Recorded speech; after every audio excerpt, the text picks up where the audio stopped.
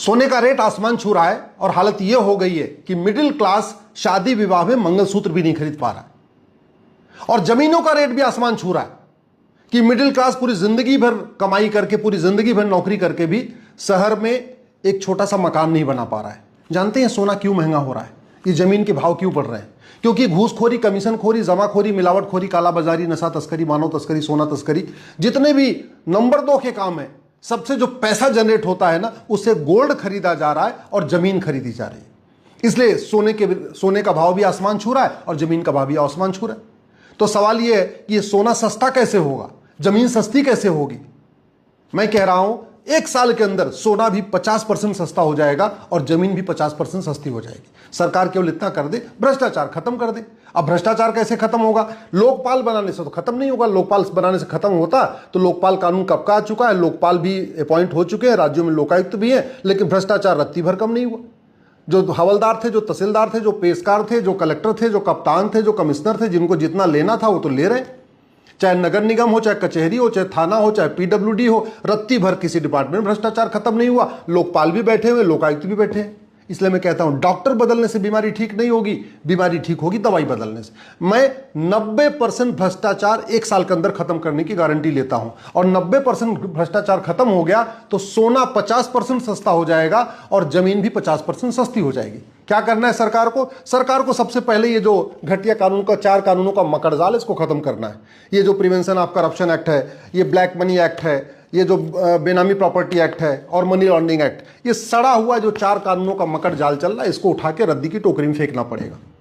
और सबसे पहले भ्रष्टाचार, काला धन हवाला भ्रष्टाचार को अनलॉफुल एक्टिविटी डिक्लेयर करना पड़ेगा। 1967 वाला कानून बदलना पड़ेगा। नेशनल सिक्योरिटी एक्ट में बदलाव करके काला धन हवाला भ्रष्टाचार को राष्ट्र की सुरक्षा के लिए खतरा घोषित करना होगा। हमारे पास ऑर्गेनाइज क्राइम से निपटने के लिए कानून है। काला धन हवाला भ्रष्टाचार को ऑर्गेनाइज क्राइम डिक्लेयर करना पड़ेगा। काला धन हवाला भ्रष्टाचार को एक्ट ऑफ टेररिज्म डिक्लेयर करना पड़ेगा। काला धन हवाला भ्रष्टाचार को हमारी संप्रभुता के लिए खतरा घोषित करना पड़ेगा।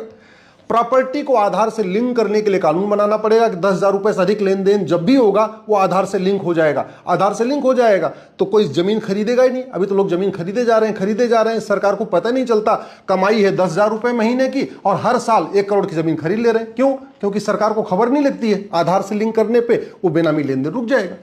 साथ ही साथ सिटीजनशिप खत्म करने की व्यवस्था कर दें। आप सोचिए, ये ज्यादातर सोना कैसे खरीदा जाता है? कैश में, काले धन से। 100 रुपए से बड़ी नोट बंद हो जाए, 1000 के ऊपर कैश लेन देन बंद हो जाए तो आपका काला धन भी खत्म, हवाला भी खत्म, तो सोना धड़ाम से नीचे आ जाएगा। और जब 10,000 से महंगी प्रॉपर्टी को आधार से लिंक कर दिया तो लोग प्रॉपर्टी खरीद ही नहीं पाएंगे। अगर खरीदेंगे तो पकड़े जाएंगे, उनके पास बेनामी संपत्ति वाला केस चलेगा। मैं कह रहा हूं चीन वाला कानून भारत में लागू हो जाए ना, कि जिसके पास भी काला धन मिला, बेनामी संपत्ति मिली, आय से अधिक संपत्ति मिली, जिसने भी घूसखोरी, कमीशनखोरी, दलाली किया, 100% प्रॉपर्टी जब्त करेंगे, उसकी सिटीजनशिप खत्म करेंगे और साल भर के अंदर फांसी दे देंगे। आप सोच रहे होंगे साल भर के अंदर फांसी कैसे होगी? अरे भैया, पेपर लीक का कानून बना है ना, उसमें 2 महीने में जांच होगी। हम कह रहे हैं पेपर लीक की अगर जांच 2 महीने में हो सकती है तो काला धन वाला भ्रष्टाचार की जांच 3 महीने में नहीं हो सकती है क्या?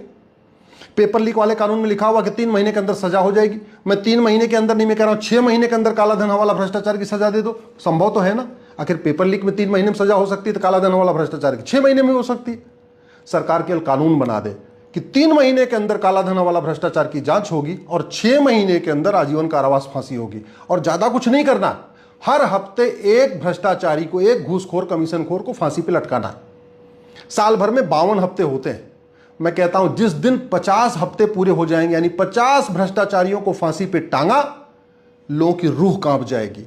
चाहे वो हवलदार हो, चाहे थानेदार हो, चाहे तहसीलदार हो, चाहे पेशकार हो, चाहे लेखपाल हो, चाहे पटवारी हो, चाहे कानूनगो हो, या पीडब्ल्यूडी डिपार्टमेंट के लोग हो, चाहे वो नगर निगम के लोग, कहीं पे भी पैसा देने पे भी नहीं लेंगे, क्योंकि जिंदा तो सबको रहना है ना। सठे साठेम समाचरित भय बिन होय न प्रीत। भ्रष्टाचार खत्म हो जाएगा तो दुनिया 50% समस्याएं खत्म हो जाएंगी। सोना सस्ता होगा, जमीन सस्ती होगी तो वो तो है ही है, और भी बहुत सारी समस्याएं खत्म हो जाएंगी। अगर आप चाहते हैं कि ये व्यवस्था बदले तो पार्टी की गुलामी छोड़िए, नेताओं की जय जयकार करना छोड़िए और घटिया नियम कानूनों को बदलने और कठोर कानून बनाने की मांग करिए।